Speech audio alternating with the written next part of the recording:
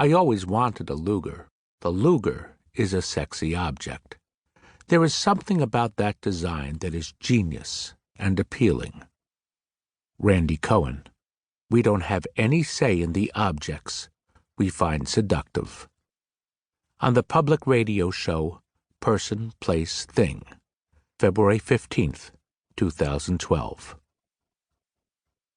Within days of arriving at summer camp, it was clear I'd be forever consigned to right field, ignored by quarterbacks, left jiggling and huffing in the rear during capture the flag. At 5, I was the youngest kid ever at Sunapee, a pudgy, over-mothered cherub amid a tribe of lean savages. Though I'd begged to follow my brothers to camp, my first week in Bunk 1 was a fog of humiliations large and small. I knew nothing of baseball, tits, or rock and roll. I was quick to tears. I wet the bed. At the end of the first week, I feigned illness for the raw relief of the cool, sympathetic touch of the nurse's hand on my forehead. At the edge of the woods loomed a mysterious monolith that was both exciting and vaguely disturbing. A giant white boulder, neatly cracked in two.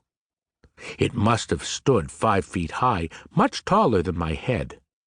The two sides lay just far enough apart that a person could slip between them, and I occasionally saw bigger boys disappearing along the path through the rock. It appeared to be some kind of portal. One hot day in the second week of camp, Bunk 1's counselor led the 10 of us through. The broken rock faces sparkled in the sunlight, and as we stepped in, a thick mantle of cool air enveloped us. I was disoriented for a moment, as though I'd entered into another dimension. Then the boy in front of me moved, the boy behind me shoved, and we emerged onto a sparsely wooded hillside. The ground sloped gently away, through white birch saplings, to a wooden platform floating on a sea of ferns. On the platform stood a big man with fists on his hips. We trotted down the path and clattered aboard. 5 urine-stained mattresses lay at the big man's feet. On the mattresses lay rifles. Real guns. It was 1961, and like many kids, I'd seen lots of gunfights on TV. I'd played cowboys with Mattel cap pistols and ambushed friends with primary-colored squirt guns.